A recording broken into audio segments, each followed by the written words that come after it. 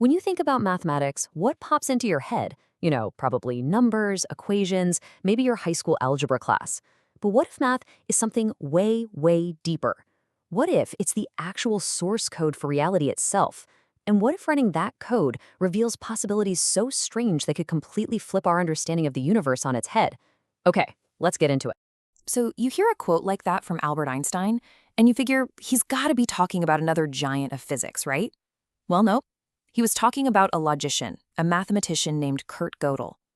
And this unlikely friendship between the man who basically wrote the rules for our universe and the man who would use pure logic to poke holes in its fabric, that's where our story really kicks off. All right, so picture this. It's Princeton in the 1940s. Two intellectual titans, Einstein and Gödel, both refugees from Nazi-occupied Europe, start taking these long daily walks together. They talked about everything: physics, philosophy, politics. And it was on these walks that Gödel began to gently but brilliantly probe the absolute limits of his friend's greatest masterpiece.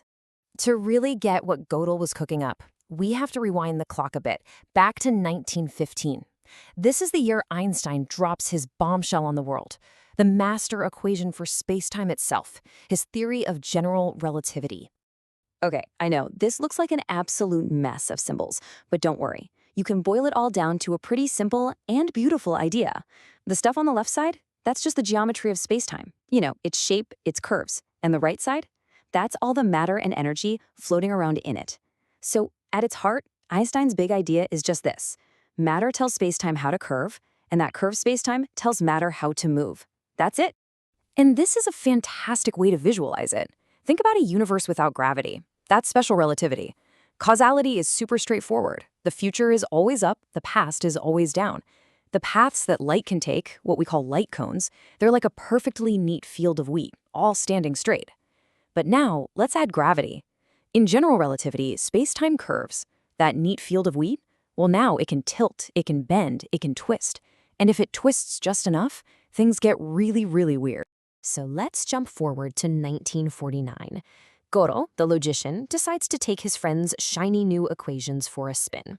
Now, he wasn't trying to describe our universe. He was just following the cold, hard logic of the math, seeing where it would lead. And in doing that, he found a brand new solution, one that was perfectly valid by the rules. Now, this universe he dreamed up was strange, for sure. It was rotating on its axis, but it wasn't expanding like our universe is. So even though it didn't match the reality we see, it followed every single one of Einstein's rules. The math was flawless, and hidden inside that flawless mathematics was an absolute bombshell. Because Gödel's universe was rotating, that field of wheat, our light cones, could be tilted so much that they actually looped all the way back on themselves. This creates something physicists have a name for, a closed time-like curve. You know what that is in plain English? It's a time loop. The pure mathematics of Einstein's own theory of the universe allowed for time travel into the past. And this created a massive paradox. The very equations that describe gravity in the cosmos with such perfection also seem to contain the recipe for their own destruction. I mean, if you can travel to the past, you can break causality. The effect can happen before the cause. And that just feels impossible, right? This really became the central question, the big dilemma. So what do you do? Do you trust the pure, unblinking logic of the math that says, hey, time travel is on the table? Or do you just have to assume that there's some other law of physics we haven't found yet that steps in at the last second and says, no, you can't do that? Physicists didn't just throw up their hands and walk away. For decades, some of the most brilliant minds on the planet went on a hunt for a kind of cosmic sensor, some physical law or mechanism that protects the timeline from paradoxes. I mean, you can see the whole story of this fight right here on this timeline. Einstein sets the stage in 1915. Then Gödel finds this incredible loophole in 49. Then you see physicists like Roger Penrose and Stephen Hawking start to build up the defenses. Their work on singularities, the infinitely dense points at the center of black holes, showed that sometimes space-time can just end, which could prevent these loops from completing. But it wasn't a silver bullet, which is what led Stephen Hawking to make a really bold proposal. Hawking basically came out and proposed the chronology protection conjecture. Now, he didn't have proof, but he argued that the laws of nature themselves must have some kind of built-in safety feature.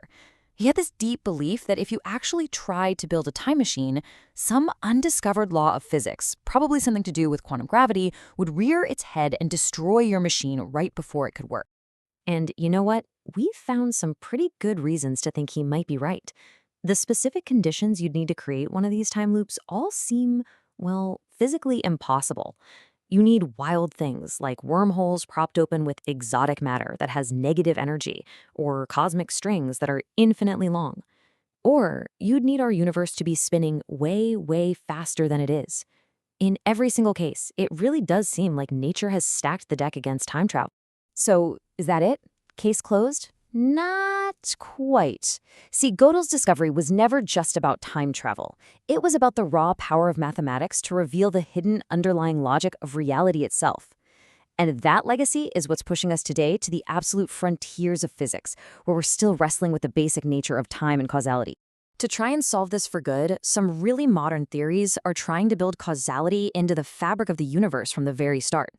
Think of it like building reality out of tiny little Lego bricks, where every single brick already has an arrow of time stamped right on it. From this point of view, chronology isn't something that needs protecting. It's a fundamental baked-in property of existence. Which leaves us with this one last truly mind-bending thought. Gödel proved that any purely logical system can contain paradoxes within itself. So what if reality isn't one single objective thing that we all share? What if it's something that's constantly being stitched together, frame by frame, based on the mathematical rules of whoever or whatever is observing it?